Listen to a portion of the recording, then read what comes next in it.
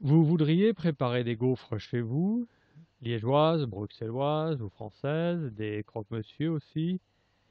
Nous allons voir dans quel type d'appareil investir, pour quel budget, et je vous parlerai des recettes classiques. Le point le plus important pour un gaufrier, c'est bien sûr la cuisson, donc la puissance. Le minimum, à mon avis, pour un appareil à deux gaufres est de 1000 watts. Moins, ça va prendre une plombe à préchauffer, et chaque cuisson sera assez longue, au moins 5 minutes. En principe, le thermostat devrait être gradué en degrés Celsius, mais sur beaucoup de modèles ménagers, le thermostat n'a que 4 ou 5 graduations. En fin de cuisson, les plaques doivent être lavées à l'eau chaude et au liquide vaisselle. Mais si les plaques ne sont pas amovibles, il faut s'armer de patience et utiliser du papier essuie-tout. On le passe dans tous les sillons des plaques, car évidemment, un tel gaufrier ne passe pas au lave-vaisselle. À mon avis, les gaufriers ménagers à plaques non amovibles sont réservés à un usage occasionnel, car le gaufrier devra être jeté en fin de vie des plaques, qui sont, rappelons-le, recouvertes d'un film anti-adhésif plutôt fragile. Il y a des gaufriers que l'on peut retourner, une fonctionnalité réservée aux modèles de gamme moyenne et supérieure. C'est mieux, mais pas fondamental, surtout si vous utilisez la bonne quantité de pâte. Sur certains modèles, plusieurs sortes de plaques sont disponibles, croque-monsieur, blinis, etc. Elles sont livrées sans housse de rangement, il vaut donc mieux éviter de les ranger en les empilant, sous peine d'endommager leur revêtement anti-adhésif. Enfin, plus vous vous servirez souvent de votre gaufrier, plus vous apprécierez les petits détails pratiques, comme la minuterie, le voyant de fonctionnement et le cordon amovible pour le rangement. La coque des gaufriers premier prix est souvent tout en plastique. Sur les modèles fabriqués en métal, la partie en métal tiendra mieux les hautes températures, alors que les poignées seront fabriquées en plastique pour éviter de se brûler.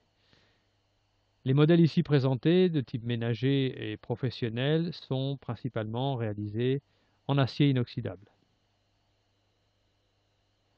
On trouve des modèles fabriqués en Europe et en Chine, et il est surprenant de constater que certaines marques qui proposent des modèles fabriqués en Chine ne baissent pas leur prix par rapport au prix des Made in Europe.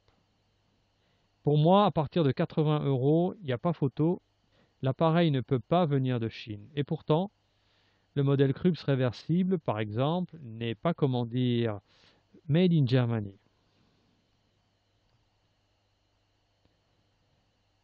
En résumé, quel est le modèle idéal si vous êtes amateur de gaufres faites maison? La puissance est le critère le plus important. La qualité de fabrication, le nombre de plaques, etc. ne changera pas grand-chose à la qualité des gaufres, mais se révéleront pratiques ou utiles sur le long terme. En ce qui concerne leur forme, nous autres latins préférons les gaufres carrés, mais sachez qu'il existe aussi beaucoup de gaufriers ronds. L'avantage est qu'on peut faire plus de gaufres à la fois, mais elles sont bien sûr plus petites et en forme de pétale. Voilà mon vieux gaufrier des années 90. Tefal, après plusieurs essais, a finalement sorti un modèle qui tenait la route et qui a eu un certain succès commercial pendant plusieurs années. Ce modèle a été remplacé aujourd'hui, peut-être à cause de son look vieillissant, probablement inspiré du faucon millénaire. Le problème des plaques, c'est qu'elles sont vendues très chères. À titre de comparaison, bien plus chères que deux poêles en téflon par exemple. Malgré leur prix, jamais aucun fabricant ne pense à joindre une boîte de rangement qui serait pourtant très pratique. Et ici, j'ai confectionné des housses en mousse pour éviter de rayer le revêtement anti-adhésif. J'ai fait un récapitulatif de quelques modèles disponibles en 2018 et en conclusion, je me rachèterai probablement un modèle à plus de 100 euros, sauf le Domo ou le Krups. Peut-être un Free-Free, car il est fabriqué en Belgique, mais probablement pas le Riviera, qui pourtant me tente pas mal. Malheureusement, ces plaques non amovibles sont une corvée à nettoyer, donc pas pour moi. Et c'est dommage, car c'est le seul avec des charnières flottantes qui sont très pratiques pour laisser gonfler les gaufres liégeoises.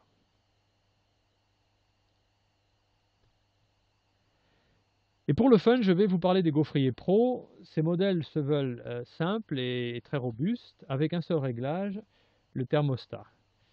Et notons que sur presque tous les modèles, la plage de température va de 50 à 300 degrés. Je les ai aussi listés pour mieux se rendre compte du prix par rapport aux modèles ménagers. Ils sont lourds, voire très lourds, jusqu'à 33 kg pour le dernier. Notamment car les plaques sont en fonte épaisse et non en tôle d'aluminium.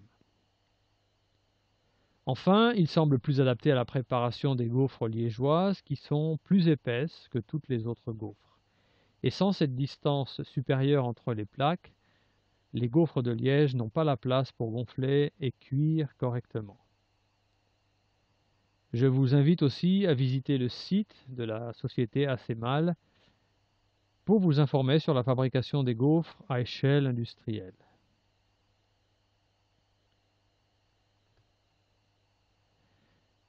Voici deux grands classiques de recettes des gaufres venant de Belgique bien sûr. Pour une même quantité de farine, la recette des gaufres liégeoises utilise moins d'œufs, mais plus de beurre. La pâte liégeoise ne coule pas, alors que la pâte à gaufres de Bruxelles est juste un peu moins liquide que de la pâte à crêpes.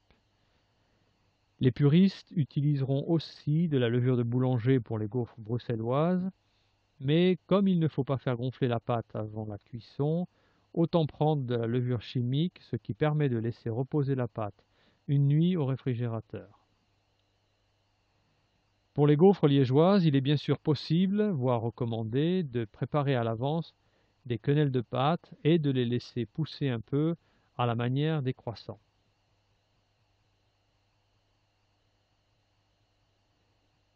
Gaufres liégeoises.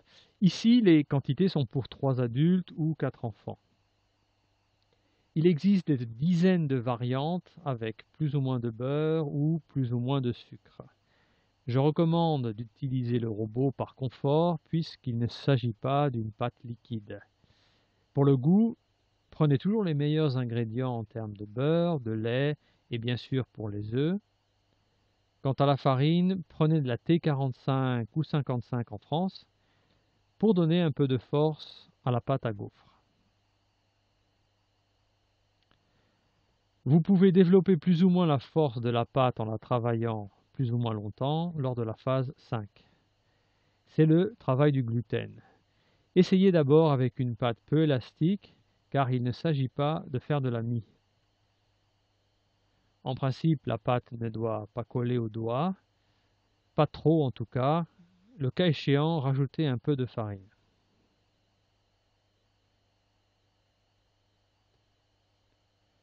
Alors si vous avez suivi cette vidéo jusqu'ici, vous vous demandez peut-être à quoi bon tant d'efforts, car on peut acheter des crêpes et des gaufres en supermarché, toutes prêtes, n'est-ce pas?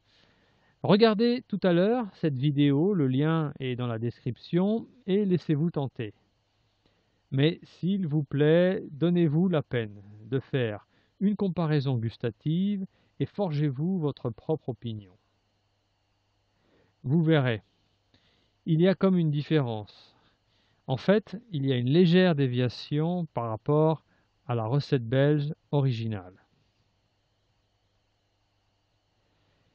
Dans la recette, il y a bien sûr de la farine et du sucre. Pour les œufs, on a réduit la quantité de plus de la moitié et on est content d'apprendre que seuls des œufs frais sont sélectionnés, mais on ignore quand même leur origine. Alors, sachant que le lait et le beurre en particulier sont des ingrédients plutôt chers, on devine que le choix des œufs se porte sur des catégories 3, c'est-à-dire les moins chers.